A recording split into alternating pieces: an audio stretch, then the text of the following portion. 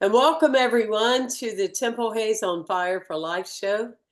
Well, exciting to have you with us. And please, as you enjoy the conversation, and I know you will, we're having the one and only Dena Merriam today. And she is with us. And wow, the accomplishments and what she's done on a global scale, you're going to be very excited to hear about her. That being said, as you're moved, please share and let other people be part of this incredible conversation. Dena, thank you for being on the show today. Thank you, Temple, for inviting me.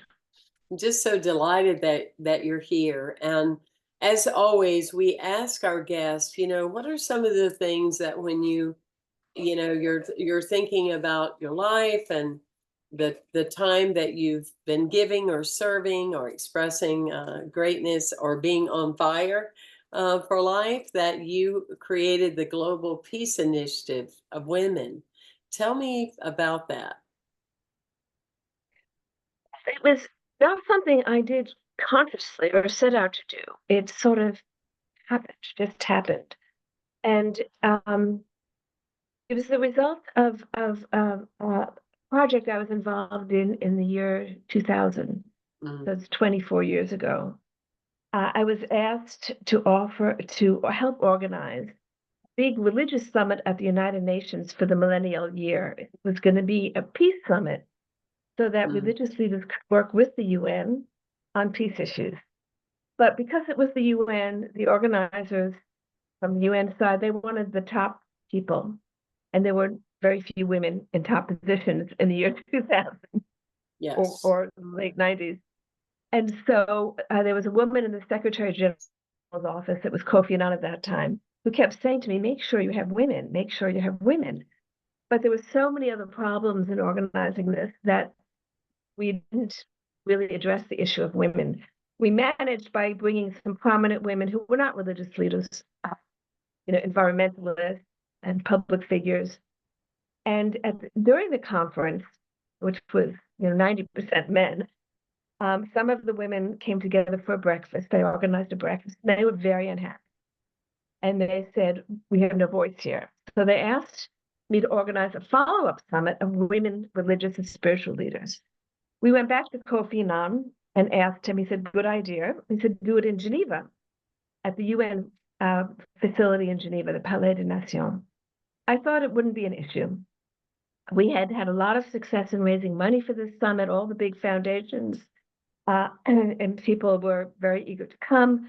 But when I went back to the foundations for the Women's Summit, every door closed.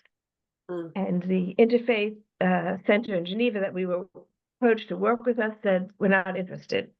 So every door closed on us. But I had made a commitment to the women. This was reality 25 years ago.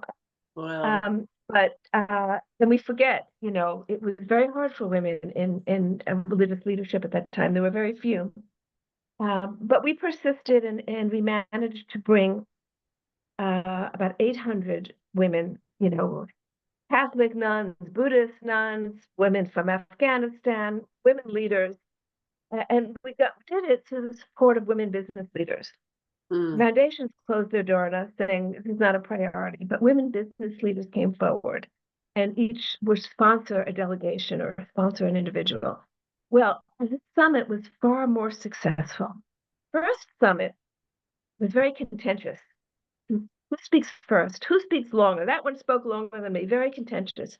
But when the women were so happy to have the UN as their platform, there was no tension at all. They just said, what can we do to be helpful? I thought that my job was done. I had organized 2 summits, and so I thought my job was done. But a group of Israelis and Palestinians, and this was in 2002, Intifada was happening there, Muslim bus bombings, etc. They came and said, can you help us have a dialogue? So I said, okay, I'll do one more summit. So it's interesting how relevant it is today, actually, managed to bring Palestinian and Israeli women to the Nobel Peace Academy in Norway. But the night before the Palestinian women were to arrive, there was a bus bombing in Tel Aviv or Jerusalem, and some Israelis were killed. So the Palestinians couldn't get out. Everything was locked. And so our summit, we were waiting in Oslo for them. So I called one of the Israeli women, a member of the Knesset, a Congress, their Congress, and she managed to get the Palestinian women out. So we gathered in Oslo.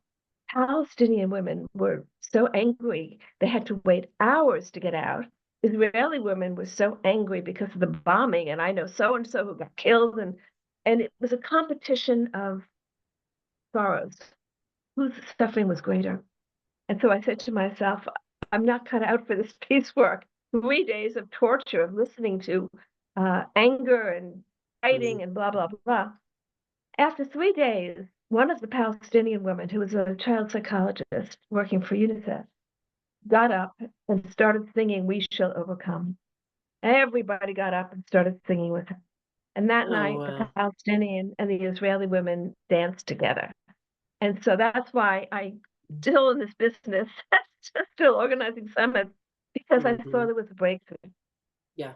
And I think that um, in every group who've suffered from trauma, because then we went on to sit with Iraqi women, the Sunnis and the Shias, and they were in the middle of their battle with the Sunnis and the Shias. You're so engrossed in your own suffering, you can't even hear the other side. And this is very typical of human behavior, even in our own country now, so Mm. polarized. People are so locked in their own position, they can't hear what the other people are saying. And so I learned that one of the keys to break through this paralysis is learning to hear the Hmm. suffering of others. Hmm. It's so, yeah, you're so spot on, of course. And I was just reflecting, I was totally listening to you, but at the same time I was going, it is interesting for me, in relationship to some of your experiences. In 2007, I was invited by a good friend of mine on the East Coast of Florida to meet her at Omega Institute. And it was a program called Women, Peace, and Power. And I called her and I said, well, BB and I are going, but this isn't feminist. That's not what it is it? I said, because, I finally came to a place in my life that I really love men and, blah, blah, blah. It's not that. And she goes, no, no, no. Women, peace, and power. And it's women making a difference. So it's like, okay, and who wouldn't turn down a chance to be at Omega Institute? So there were same number, about 800 of us. Isn't that funny? And so it was 6 Nobel Peace Laureates. And they all stood up and talked about the things they had faced in the world. It was backed by, you being a New Yorker, Eve Ensler. And the funding was the Vagina Monologues.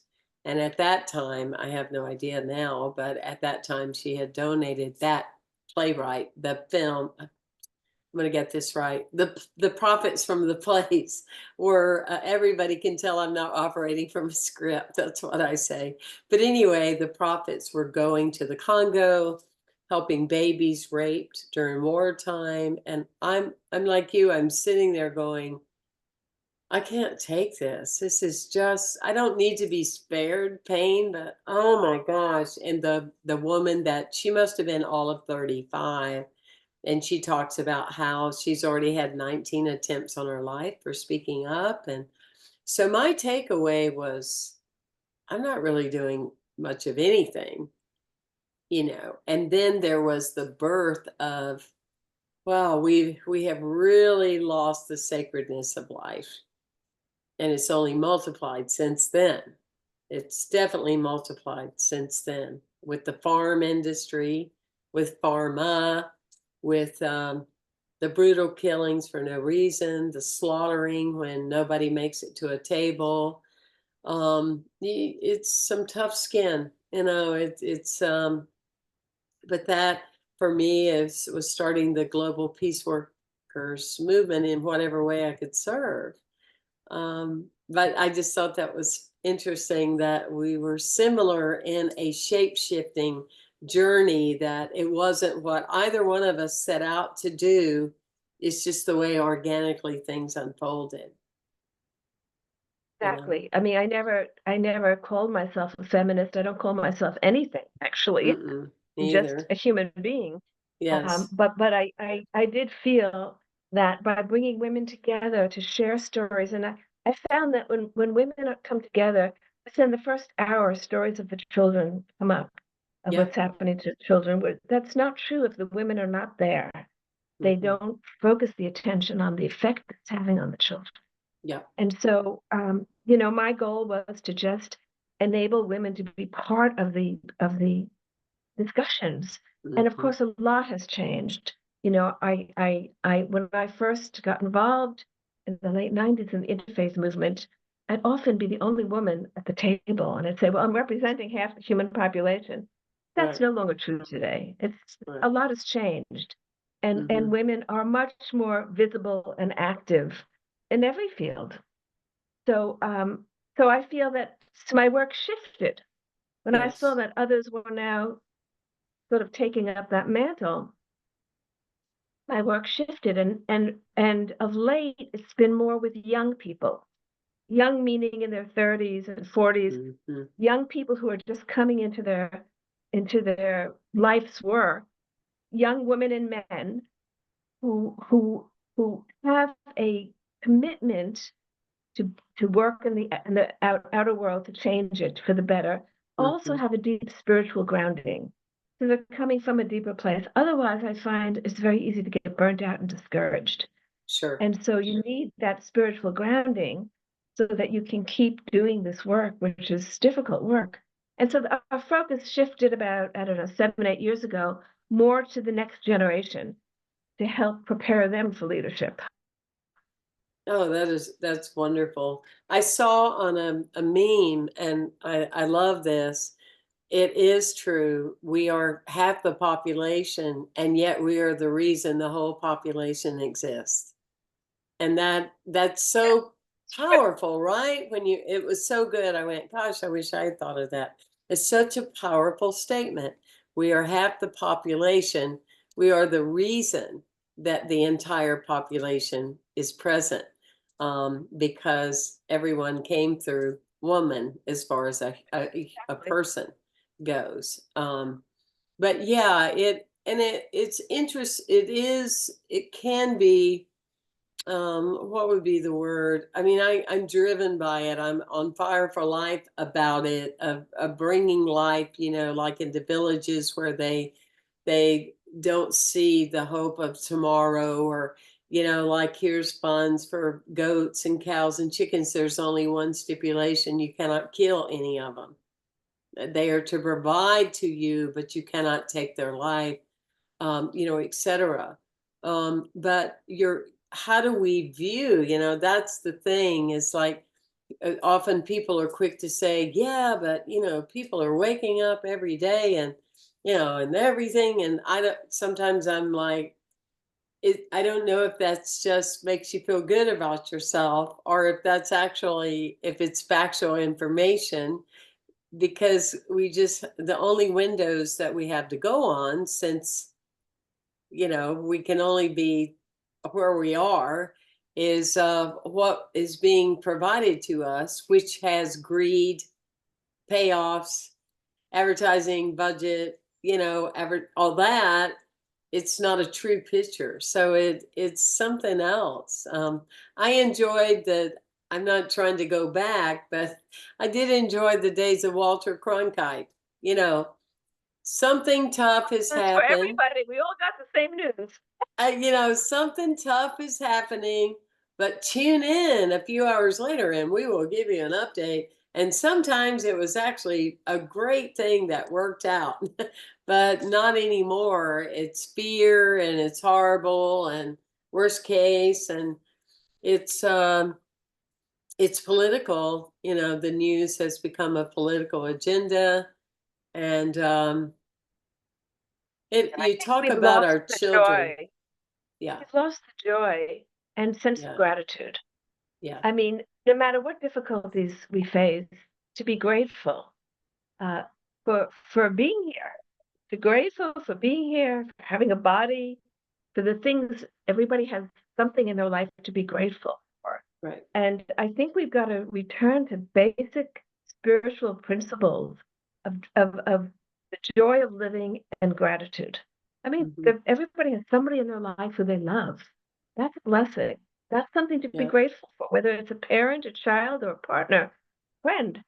And that's something to be grateful for. And we've gotten away from that. We've done so much complaining about this and complaining about that. We've got into a planning, and there are problems. There's no question about problems, but it's got to be balanced with gratitude for what we do have. I mean, to live in this country, great blessing. And no Big matter time. how hard it is with inflation and everything else, we should be grateful. Hmm. Well, and when we put people in positions that all they talk about is, that we're falling apart and we're terrible and in it awful in worst case scenarios and we're in a mess.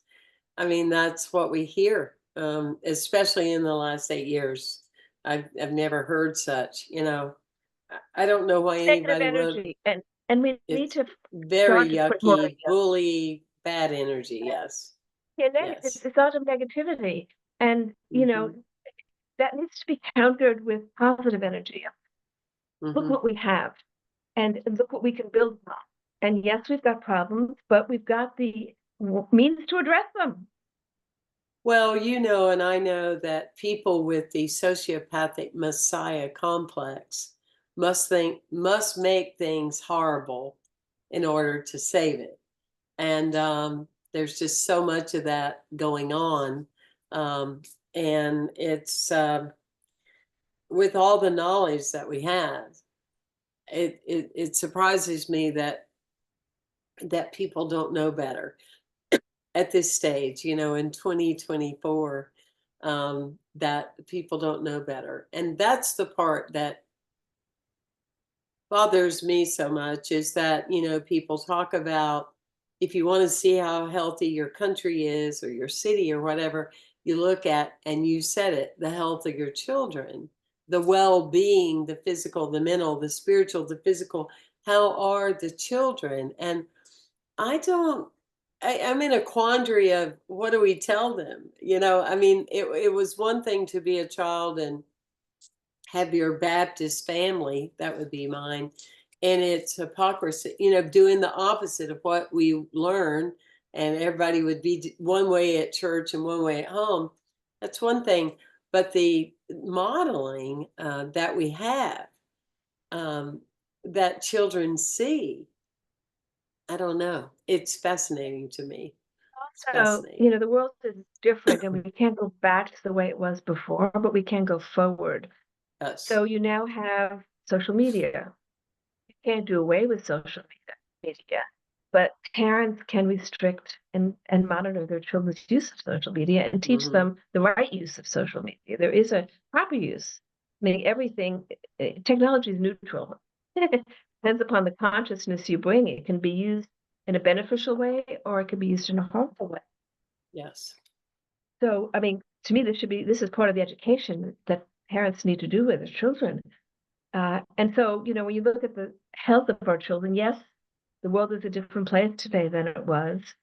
But there are many benefits also to the Yes. way it is today. I Yeah. mean, you know, we 6, 7 years ago, we couldn't be on a Zoom call like this, right? That's right. That's It's right. only in COVID that we got the ability to communicate. People could work remotely. I mean, COVID changed a lot of things, and although there was a lot of sadness around it, there was also a lot of benefits that came in terms of the Hmm. way people can communicate and work now.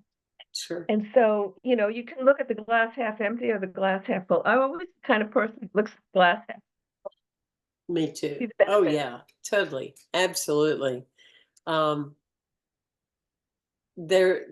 that's what keeps us committed, to the work that we do, and to the work we're doing. Do you have a place that our listeners can go to find out more about Global Peace Initiative of Women? Is there a Website, website, and what is the yeah, website? and the initials Global Peace Initiative of Women, or it's GPIW. Okay, So there's a GPIW. GPIW, so www.gpiw, and then there's also a Okay, Facebook page for GPIW. okay, Um, and then I have my own Facebook page for my books, which is Dena Merriam Writes. I do book okay, readings for my books on that. But for the Peace Initiative, which I think has a broader appeal, to go to the Facebook page or the web page would be okay. best. GPIW. Good to GPIW, know. yeah, Yeah, we can be yeah. sure and put that in the notes with our various streaming that we do with the audience.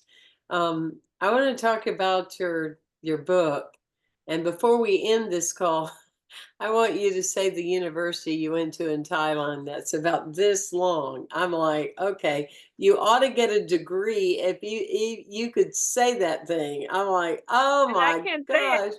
I, There's no way I, I'm going to take that on. So somebody go to look up Dena Merriman, and you can look at her biography and you can look it up because it's like there is no way I'm going to take that on today. But I do want to talk about, all kidding aside, your book, My Journey Through Time, and it talks about the laws of karma and rebirth. So I know that that's what shape shifted you and made you who you are still in your becoming. And tell me about that and tell us about that. well, I've written 5 books. That was my first. And Okay. there's a story about that book. When I was in my 30s, which was a long time ago, I ever since childhood, I've had glimpses, just the sense that this was not my first birth. That was always a natural belief of mine. Mm-hmm. But in my 30s, I began to have very vivid recollections of previous birth, just previous to this.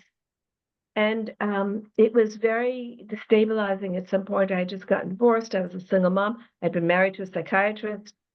And I checked myself out. Is this real or not? So I actually went to some of the places that I had seen just to verify and to verify some of the things that I remembered. Mm. Uh, I went through that process.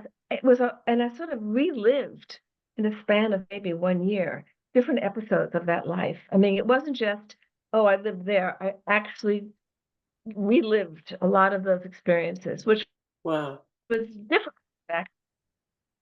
because every life consists of beautiful moments and painful moments that I had to go through loss of parents and being an immigrant and and then World War II. And so there were many painful moments. But then finally I had the whole story and it settled down. Some months later, I began to have very vivid memories of the life just previous to that and went through the whole thing again. And then I had experiences of the life previous to that. So this went on and going back 6 or 7 lifetimes. A whole story, a whole narrative. But I had to Mm. sort of like I was personally engaged in each one of those personalities.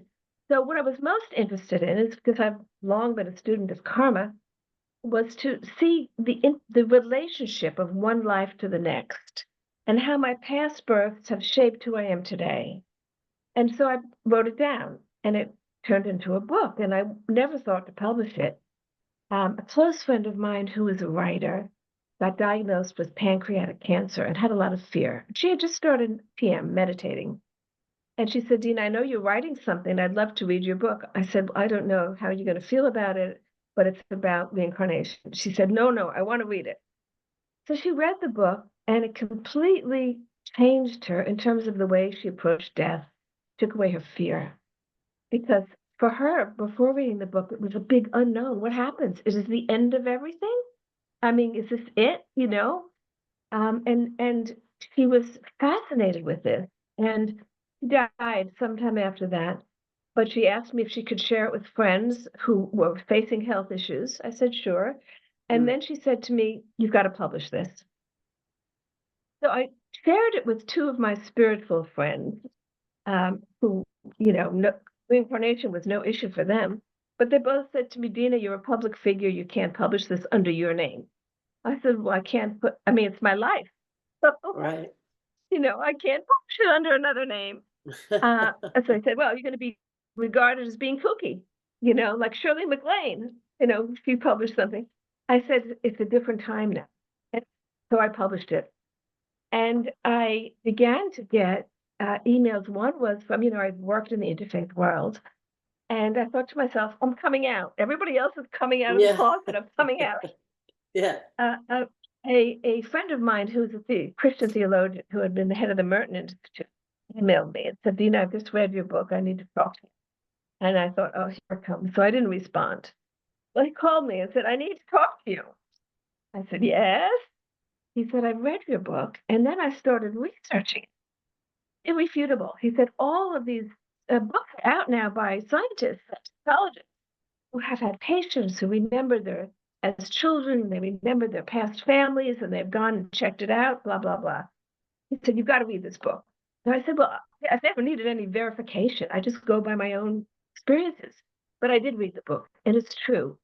There has been a lot of research into this. And so I think we're coming to the point where it will be widely accepted. I think it is becoming widely accepted. Hmm. And then a Catholic priest who I've worked with called me and said, I've read your book, and it doesn't refute anything that I believe. I said, wonderful. Oh. I was concerned how people from the Abrahamic traditions, although it's in the Abrahamic traditions, it's in the Bible. Hmm. When Jesus is known to be the prophet Elias and John the Baptist was Elijah, it's said right there. Hmm. And in Jewish mysticism, they have that experience. All the mystical traditions, it got taken out of the theology at a certain time so that people would think you got one shot, make the best of it. This is all you've got. Right. Was So it's that the in the reason, 13, excuse me, Dena, wasn't that in either the 13th or 14th hundred century? something like that, where they Yeah, said, okay, something like it's, that. yeah. Yeah, this is Um, the only thing, and God's a man, and good luck to you, and you got to be saved, or it's never going to yeah, you happen. be saved Yeah. or you know where you're going. Hmm. So I think when we talk about awakening, you mentioned before, is there an awakening? If you look at the external world, it doesn't look like much has changed, but actually a lot has changed. When Hmm. I was younger and I became a vegetarian, in my teens, there was no way to get vegetarian food. I mean, people Hmm. looked at me like I had an illness. Right. At a restaurant they'd give me steamed potatoes and string beans. And now it's pervasive. You can be a vegetarian and not be a weirdo. Hmm. And it's the same thing with meditating. I used to have to not tell people when I was meditating, make up some story what I was doing. Now it's mainstream. Yes. And so I think karma, you can talk about karma in the boardroom, Hmm. you know, and karma is an accepted, I mean, that's in the Bible too. You reap what you sow, the Yeah. law of cause and effect. And so I think that there's this acknowledgement of some basic spiritual principles that were kept sort of out of the mainstream that are now embraced by the mainstream. And to me, that shows that there's a change in consciousness. Hmm. Yeah. Yeah. That's so true.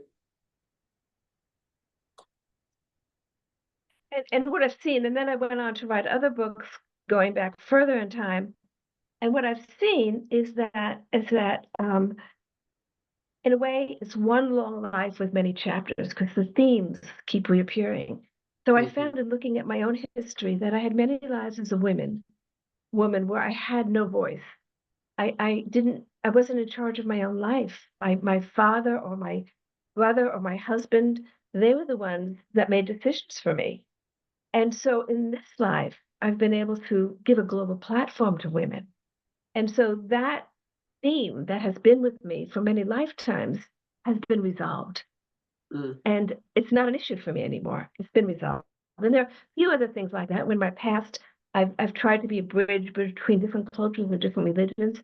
And in this life, I found myself doing interfaith work, which now, 25 years ago, it wasn't as prevalent. Now it's pretty much standard getting people from different religions to sit together. That theme has been resolved as well. So themes from the past, in many ways, my life has been a completion of things from the past that have percolated within me that I've been able to bring to fruition for the first time in this life. Wow. I love that. I think it's true for all of us. Hmm. Now, is there a particular lifetime that, um, I mean, in the shamanic journeys that I've been on, and study with a teacher for, like 1 weekend a month for 10 years. In other words, it was more than just one weekend retreat, which produces a lot of shamans in the world today, whatever.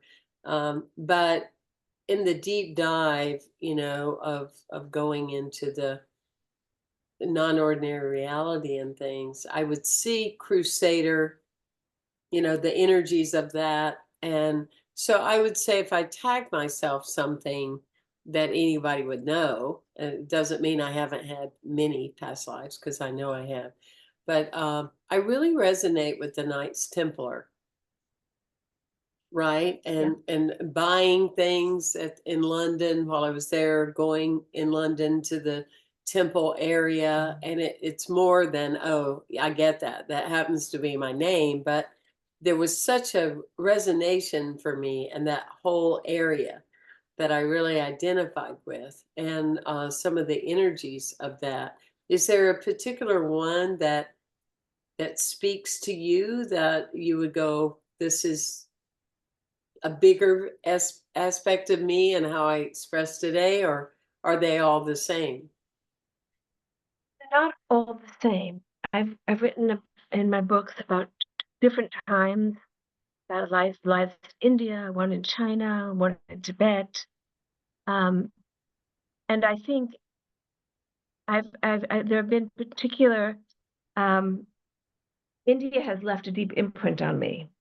Mm, I've had many lives in India, and even when I was young in this life, was very drawn to India. And then I found my Guru Paramahansa Yogananda, who had come from India. I didn't get to know him because he passed away in 52. But I do follow his teachings, and hmm. so my I've had lives in India that have left a deep imprint on me, and I'm very comfortable. I'm very active in India. I go every year. I'm on a foundation board there. I'm very active there. So I'm very comfortable in that culture. Hmm. And the worldview is very much the one I embrace. So, but if we could look and see, we see that we've been everything. We've been every Oh yeah. culture. We've been rich and poor. I mean, have a gamut of experiences because that's what we need in order Yes. to really have compassion and to grow and to know the big question that comes, and I write this at the end of my first book, My Journey Through Time, is who am I? I've been this Hmm. one and that one, and I recognize a piece of each one in myself. I recognize a piece, but I'm no longer that personality. I'm Right. not the woman I was last time. I've grown, I'm different. So I look Yes. way back in time. I'm not that personality anymore. And yet that personality helps shape who I am today. Hmm. And who I am today will help shape who I am tomorrow. So I've spent a lot of years looking into the past. Now I'm looking more into the future. Who do I want to become? I know where I've come from. Who do I want to become? Mm. Who's the future me? Because Yeah. we create it. Nobody creates it for us. Right. We create our future me. I love what you said when we were asking you certain questions of your life, and you said, I'm looking forward to these are not your words, but I'm looking forward to the life that I haven't lived yet. It's unknown. It's a mystery, and that's exactly how I feel. I mean, in the 30s or 40s, that statement alone would have been so terrifying. And now it brings such joy, and people would go, well, are you retiring? I went, I don't even know what that word means. What is that word? It's not a word I use. But no, I feel like my best work hasn't happened yet, whatever that is, and however it plays out. Well, another thing to go back to, and you're talking about India, I definitely know I've had many lives in India, and it's interesting because I have such immediate relationship with people in India, and it's every time. Like when I go to the car mechanic and it's an Indian family, I went, "Oh, I feel so safe with you." He goes, "You feel so safe with me?" I go, "Yes, because you believe in karma, as do I." That kind of understanding. And there was Patra G. I don't know if you've ever heard of Patra G, but he a global known taught meditation and veganism. And I he and do I know were that. just, you do know him. And Oh, yes. he Yeah. and I are like, we're just so connected. He really wanted me to come and be with him in India, and then he Hyderabad, right? he died. But I'm Yeah. good friends with Pari, his daughter. He had two Ah, girls, and so she's I in the lineage. I'm very connected to that whole group Isn't because that something? What a small yeah, world, isn't it? my second book was a book called The Untold Story of Sita, which Uh, is a retelling of the foundational story of India, the Ramayana, mm-hmm. through Sita's voice, really. And Uh-huh. Patrick found that book and wanted all of his devotees to read it. And Wow. it was after I had published the book and I didn't know how it would be received. It's such a radical retelling. Sita is the driver of the narrative instead of being the victim. She's the Right. driver of the narrative. She's the shaper of it. And in terms of her capture and everything else. And I just loved that book. And I was so grateful because they keep inviting me and they keep spreading where they've translated that book into so many regional languages. Mm, And I had a Zoom call with Patraji, and I was going to meet him in Hyderabad when he, without any warning, left. yes. Without any warning. Yes. Have you ever connected with his daughter? Oh yes, Uh-huh. I've been invited Sorry. to places with his daughter. Yeah, Oh. Oh, they're a that's so wonderful organization. beautiful. She's out in Yeah. California, I think. She, Yes, she yeah, relocated. I want to say Irvine. But she's had they're a, wonderful people connected. they are. And I used to laugh with the New Thought churches. Maybe I would be doing a summit or something. And then, we'd bring in pictures of Patrick, and I go, y'all are concerned about getting, 80 people to your church, and look at the hundreds of thousands of people that gather on the Millions, mountain, and millions. millions that they're just simply talking about being quiet and meditating and not eating animal. And Right. I loved his passion about that. I have that passion, totally. And once you're turned on to that, you never Yeah. look back, and you just couldn't imagine. And the horrific things that happen in the States now for greed-based farming is just, anyway, we won't go Oh, there. it's factory farming. We'll just I stay mean, in the animals, yeah, are treated so as if they're not even conscious beings, and they are conscious beings, of course. And what they're we've done to totally the animal conscious being. kingdom, what we've Yep. done to the animal kingdom is, I mean, it shows how primitive we are that we continue to do that. We And need that to we evolve beyond that. Yeah. that we're clueless about it. It just is fascinating. I just oh, I can't even even fathom. But yeah, he was so adamant about it. So was Charles Fillmore too.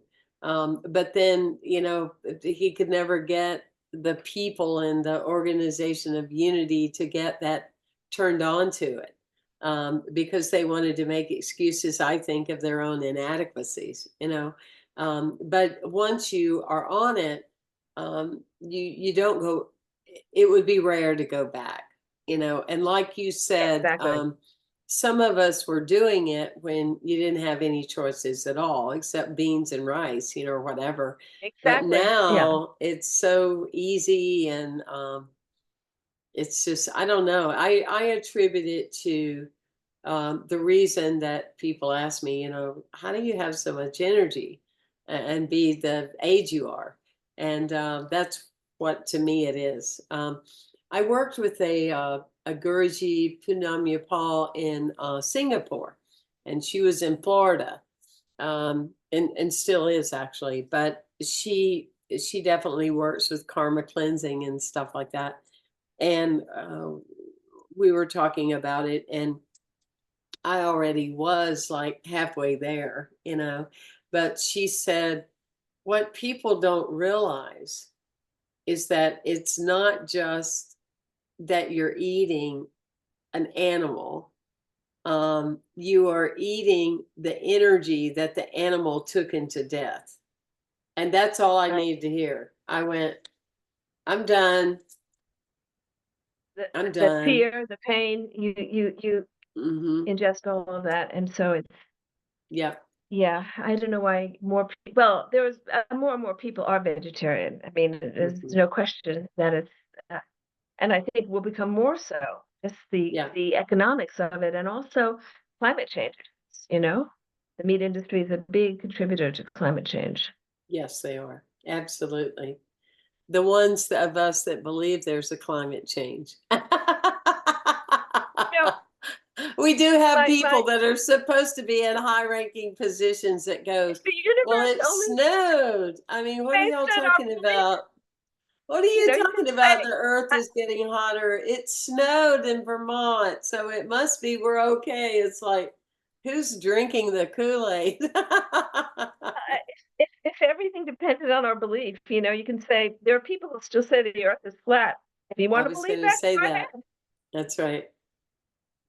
If you want, That's right. But you can believe false truths all you want, but it will never make them true. That's for sure. yeah, Only doesn't make true them. to only true to the one that is saying it.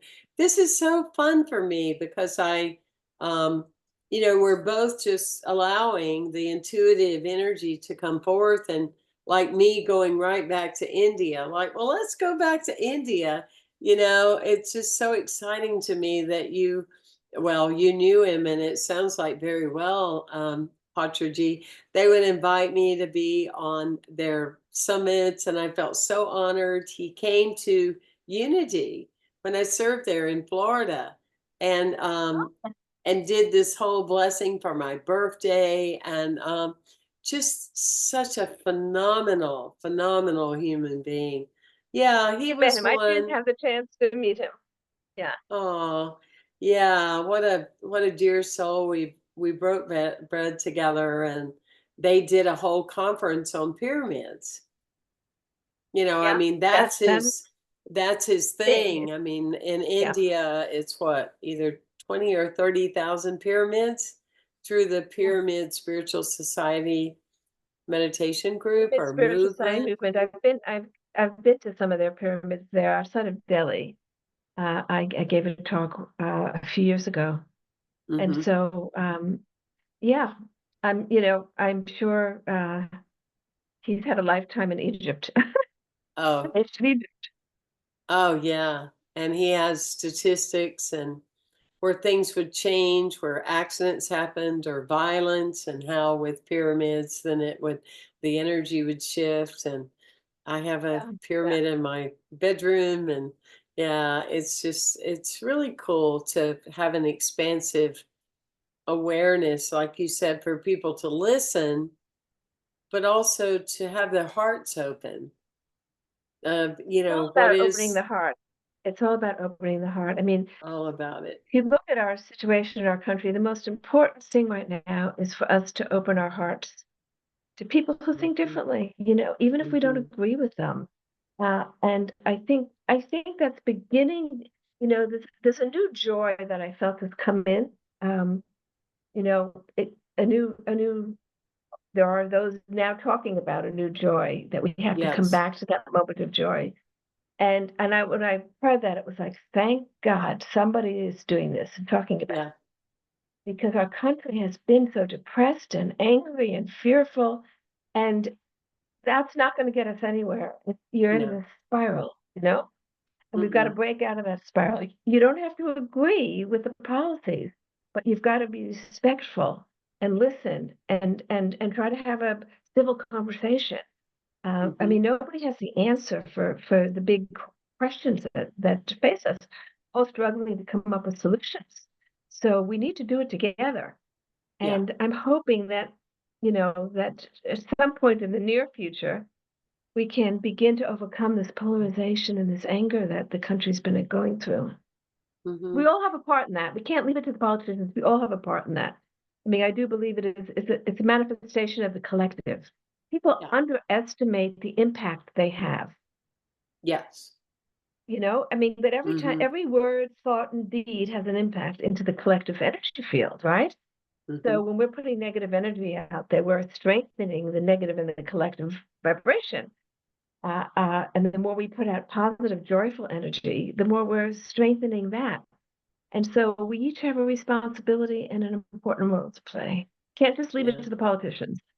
No. And again, don't you attribute some of that to the fact that most people have been trained, what to think? And I'm not one of those people, but the what to think is that somebody is destined to come in and save you or do things for your everyday life that you're absolutely unwilling to do yourself. I mean, we're so programmed that the loudest voice wins. That comes from some of the work of Michael Singer in The Untethered Soul, Yeah. that, like, what voice are you hearing? And if you have not been up there and really attuned, like a tuning fork, learn that, oh, that's my voice right there. It's not that one.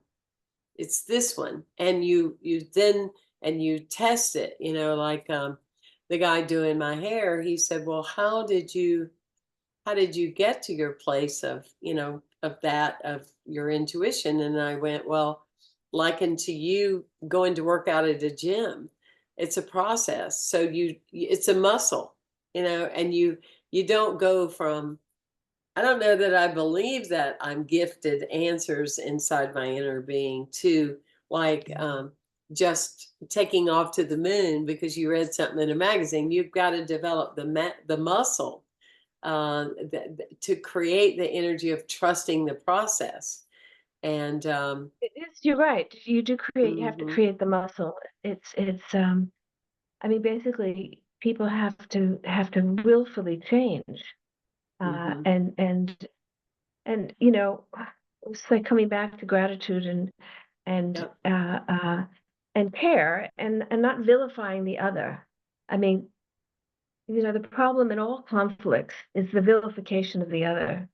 mhm, And, you know, most people are good-hearted people. Most people are hearted people mhm, don't want to cause harm. I mean, people get sucked into a movement, they get sucked in, yep, and they fall victim to, and fear is a, I'm in the middle of a book called Memories of a Future Life, which projects 200 years in the future. And mm, one of the reasons I'm writing this book is because all of the books and movies and everything of the future are dystopian. We create our future, personal and collective. So I said to myself, why are we creating a dystopian future for ourselves? mhm, And so I believe the future is better than what we have today, that we're mhm. evolving towards something better. We may Me go through too. bumps on the road, but it's going to get better and better. So I decided to write this book, which I'm in the middle of.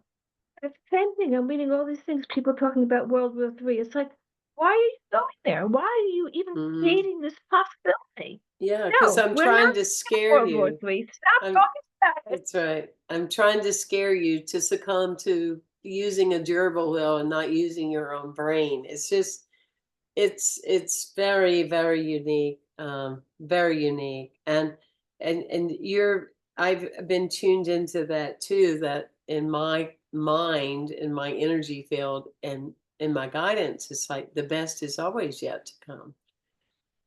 But when there's That this is yet to come. projection, when you can project, and a lot of that was with COVID. I'm not making light of COVID, and I'm certainly not making light of someone that lived in New York and saw what was happening there. I mean, Right. it was Yeah. real.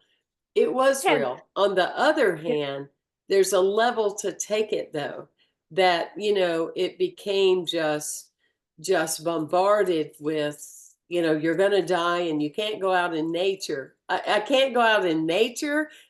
Nature is the greatest medicine. Oh no, the park is closed. No, you can't go out.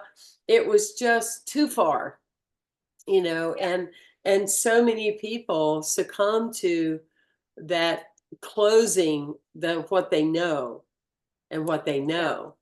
And Fear. It's the and fear. Yeah. it got everybody on that tangent that then the news could guide you and tell you to rush over there and do this and that, and you got to do this, and now World War III. I mean, it's like I don't know who's meeting in the That boardroom. shouldn't even be discussed. Nobody should even No, mention that. I mean, thought has no, power. yeah, Words have power, and we have to be so careful. I mean, every religious tradition teaches that we need to guard our absolutely. speech. We need to guard And our speech. it's Yeah. about being mindful of what energy you're putting out into the collective field. Well, And look at the why? Jetsons. Look at the Jetsons. When we used to watch that and we went, Yeah, oh, that's so wild. Look at what they're doing and they're writing this little thing and now all of it exists. yeah, hmm yeah. So I think, yeah, having a positive vision of the future and knowing that we have all the tools we need to address the issues if we have the will. If we Yeah. have the will, climate change, all those issues can be addressed if hmm we have the will and, leadership. And we do need good leadership. Well, I will never put my name on a leader that doesn't have character and intelligence and values.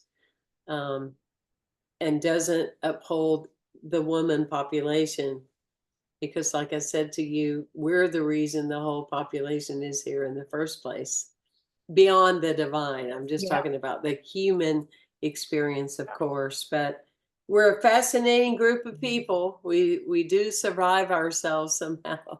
But I'm like you. I'm choosing joy. I'm choosing happy leadership. I'm choosing people that are not doom and Not angry. gloom and angry and mad and just yuck yuck yuck. I'm choosing that joy myself. And it's been a pleasure having you today. I So just feel much. like I've sat with a friend over a beautiful cup of tea. I'm very grateful. And I definitely, when your next book comes out, I'd love to have you again and share. It just sounds so exciting what you're talking about. So, Project ourselves into the future. It's a very interesting experience, actually, mhm. projecting yourself into the Yeah. future. Uh, I'm enjoying it, I have to say. I'm Well, enjoying living in the future. we wouldn't have we would have I let me say this we would have very little discoveries and inventions if someone wasn't willing to see what was and said, oh, it can be this way over here. But I'm not willing to follow a vision because if I don't do this, we're all going to be in hell. Mm-mm. I'm not going to lose my consciousness to realize that the entire United States was founded by immigrants. It's just, As they it's say, we're like not going back. we're not going back. We could go on and on about that. You've been a blessing to me, Dena. Thank you. Everyone, you can go to gpiw.com, or join the Facebook page. And from that, you can also follow Dena's work. What a pleasure. Thank you for being with Thank you us. so much. And take care, everyone. Yes, thank you.